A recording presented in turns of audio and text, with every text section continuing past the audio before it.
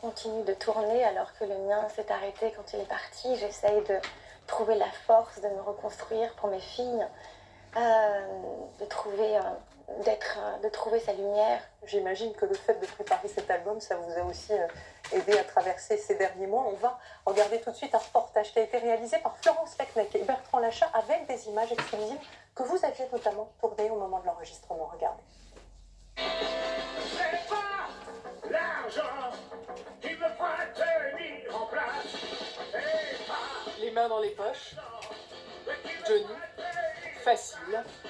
Enregistre Mon pays c'est l'amour. Nous sommes en septembre 2017, au studio Guillaume Tell de Suresnes. On le dit malade, affaibli. Lui se livre à une performance qui bluffe tout son entourage. Et avec un plaisir non dissimulé. C'est un titre extrêmement difficile à chanter. Cette séance de voix était absolument incroyable. Je crois qu'il a fait que 2 prises. Et on avait vraiment la sensation de le retrouver plus jeune.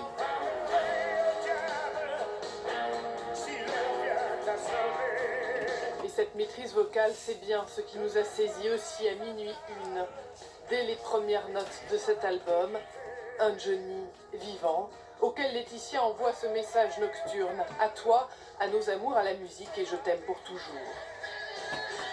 Complice sur cette vidéo dans les coulisses d'un album qui reprend tous les thèmes chers aux chanteurs, adaptés des grands standards américains,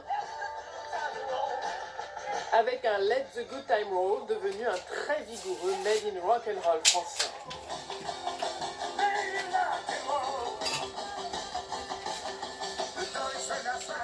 10 chansons, toutes choisies par l'artiste. Prêtez l'oreille à Tomber encore. Il est le fruit d'une histoire folle, celle d'un fan qui a osé tendre ses textes à son idole et qui se trouve aujourd'hui auteur de la piste 10. Il y a les fans, ils vont se dire, mais ouais, c'est notre Jojo, on le connaissait, on sait qu'il est capable de faire ça. comment rester debout dans l'orage. Un album conçu pour la scène, c'est le dernier cadeau que Johnny ne pourra pas nous offrir. Les soleils se couchent. Laetitia, Johnny a enregistré cet album dans les derniers mois de sa vie. Qu'est-ce qu'il a représenté pour lui? Est-ce que ça a été l'album de la survie? C'était l'album de la survie, c'était l'album de... Il s'est raccroché à cet album pour mener son combat. Alors je voudrais qu'on regarde cette photo qu'on a affichée derrière vous. C'est-à-dire qu'il pensait déjà à cet album quand il a appris son cancer, quand il l'a annoncé. On voit ici effectivement qu'il a posté cette formidable photo, Fuck the Cancer, c'était un peu son message. Il a été héroïque, il nous a donné des grandes leçons de courage, de résilience et d'humilité aussi, parce qu'il avait une telle pudeur dans ce combat. Il ne s'est jamais plaint, pas une seule fois il s'est plaint, il allait en studio, même en genou à terre. Son corps n'était que douleur. Et il allait quand même au studio, il essayait ça lui donnait une telle force, ce besoin de dire des choses, ce besoin d'offrir ce cadeau à ses fans. Il voulait gagner ce combat, il voulait gagner cette guerre contre la maladie. Ça vous a d'ailleurs inspiré une très jolie phrase que vous avez inscrite sur le livret du disque. À la fureur de vivre, à la liberté de penser, à l'amour. C'était un peu ce que... Parce que c'est l'histoire de toute sa vie. C'était un homme libre.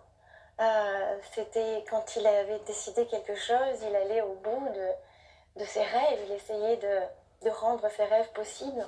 Et cet album, ça a été un miracle. Alors justement, racontez-nous comment était Johnny en enregistrement. Est-ce qu'il était perfectionniste, interventionniste, ou est-ce qu'il était très efficace? Perfectionniste.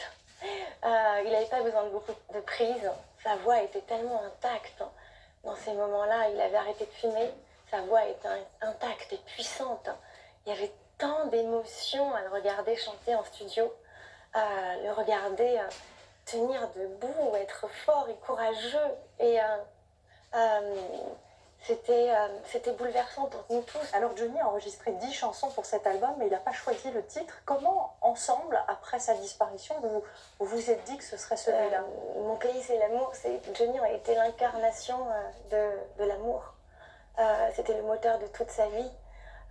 Avec Maxime, ils ont parlé d'un choix d'un titre d'album qui pourrait être Made in Rock'n'Roll. Et Johnny n'a pas du tout aimé. Il a comparé Made in Rock'n'Roll à Made in China, comme sur un t-shirt. Il dit, mais c'est impossible pour moi d'accepter. C'est pas moi, c'est pas moi. Ceux qui ont écouté les textes ont dit tout de suite qu'ils étaient très troublants à l'aune de ce qui s'est évidemment passé. J'aimerais avoir votre avis et on va écouter ensemble Pardonne-moi, qui est une des chansons de l'album. Pardonne-moi si tu rêvais d'un autre moi, une autre vie. Comment pourrais-je trouver la mort quand elle sourit? Encore une fois, encore une nuit, pardonne-moi. Si le monde l'était reflet que dans tes yeux, si je tombe, dis-moi qu'aurais-je pu faire de mieux? Vous qui avez vécu avec lui 23 ans, comment vous les entendez ces mots aujourd'hui? C'est une belle déclaration Une d'amour. magnifique déclaration d'amour. C'est bouleversant. C'est l'histoire de toute notre vie, le pardon. Pardonner. Il a appris à pardonner, mon homme. On a appris à pardonner ensemble. Pardonner à qui? Pardonner à son père, pardonner à sa mère. Avancer, se construire dans le pardon. Réparer ses failles, ses traumatismes, qui sont les blessures de toute sa vie. Il a mis des années avant de pouvoir en guérir. Je l'ai accompagné dans ce chemin. En 23 ans, j'ai essayé de comprendre ses blessures, de comprendre ses démons, de comprendre pourquoi, à un moment donné, il avait fui l'amour, il avait fui certaines choses parce qu'il n'arrivait pas à être heureux. L'amour lui faisait peur. Et il s'est réparé au fil du temps. Il a trouvé une stabilité. J'étais heureuse de pouvoir arriver à comprendre et à apprivoiser ces démons pour l'aider. C'est vrai qu'il a toujours joué avec sa face d'ombre aussi.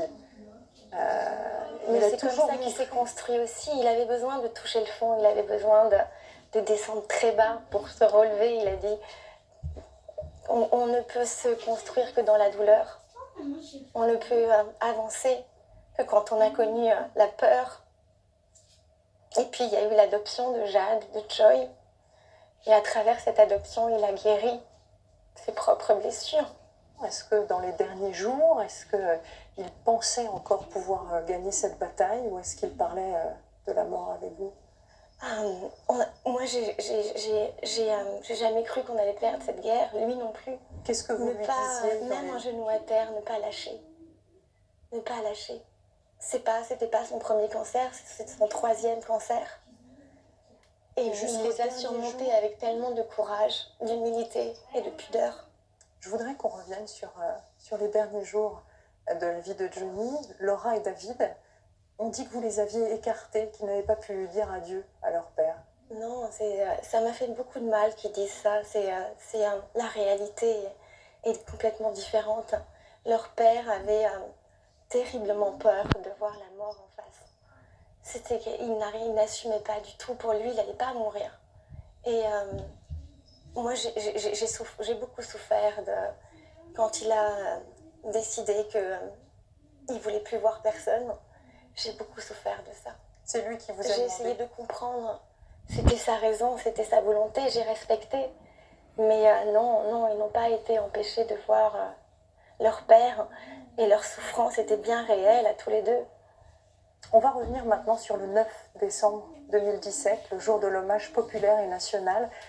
J'imagine que vous le vouliez comme ça, mais est-ce que vous avez été étonné du nombre de Français qui se sont déplacés dans la rue? 1 million de personnes. Est-ce que ça vous a surpris? C'est un cri d'amour incroyable. Cette foule immense qui criait son amour pour lui, c'était bouleversant.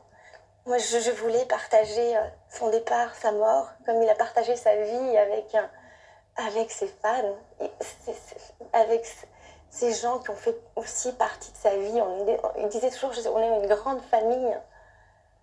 Ce jour-là, il y a une autre image qui a marqué, au-delà de cette foule, c'est cette arrivée séparée entre Laura et David d'un côté, vous et vos filles de l'autre. Est-ce que la rupture, elle est déjà là? Je pense, oui. En tout cas, aujourd'hui, je regarde ça avec un œil différent. Moi, je pensais que chacun vit son deuil comme il le peut, à sa manière, un pas après l'autre.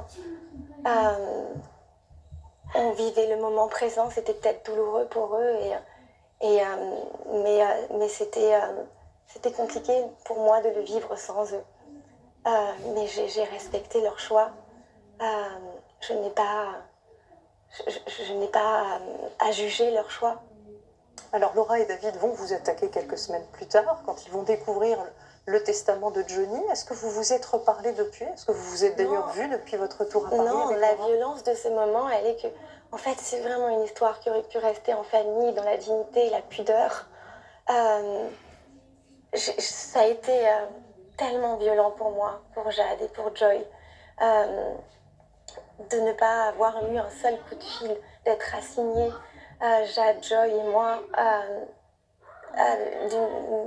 d'une telle violence comme ils nous l'ont faite. Et on aurait pu se parler autour d'une table et avec beaucoup d'empathie, de compassion et de tolérance.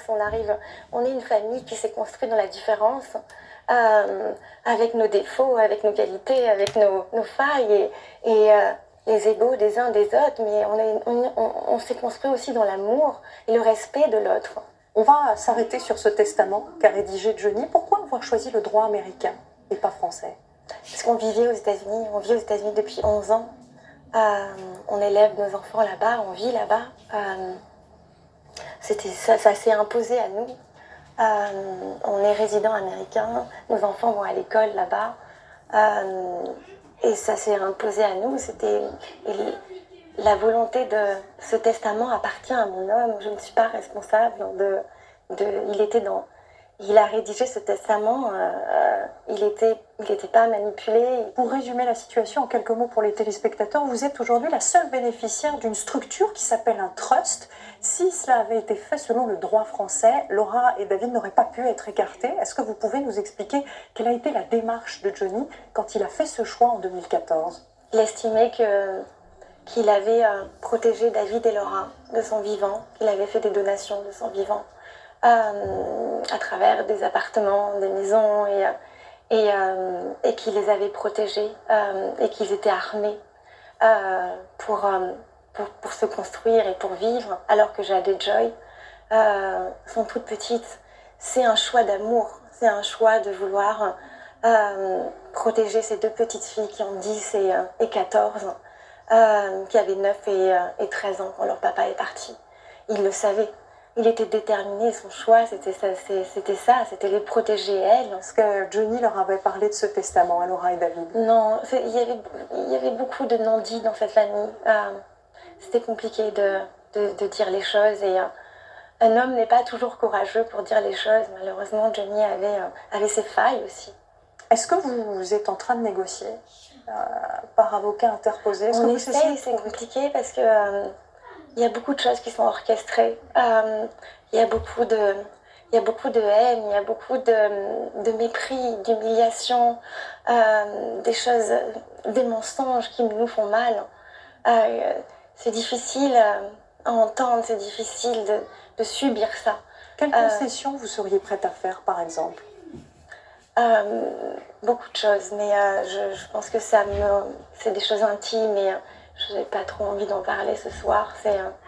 Alors cette affaire, elle a troublé aussi beaucoup de Français. Est-ce que vous avez eu peur d'un désamour? Qu'est-ce que vous avez eu envie de leur dire à ces fans qui ont pu être troublés en revenant ici à Paris? Je pense que tout le monde s'est projeté dans cette histoire comme si c'était la leur alors que la réalité aurait été bien plus simple à gérer, bien plus douce si les choses seraient restées en famille. Et cet amour des fans aujourd'hui, est-ce qu'il vous fait du bien, précisément dans ce contexte? Il me fait beaucoup de bien, il m'apporte beaucoup de lumière et surtout de fierté pour lui, pour mon homme, pour son œuvre. c'est bien qu'à travers cet album, il puisse enfin s'exprimer, il puisse enfin nous parler. Les gens peuvent entendre sa voix. C'est un tel cadeau. Ça fait tellement de bien d'entendre sa voix.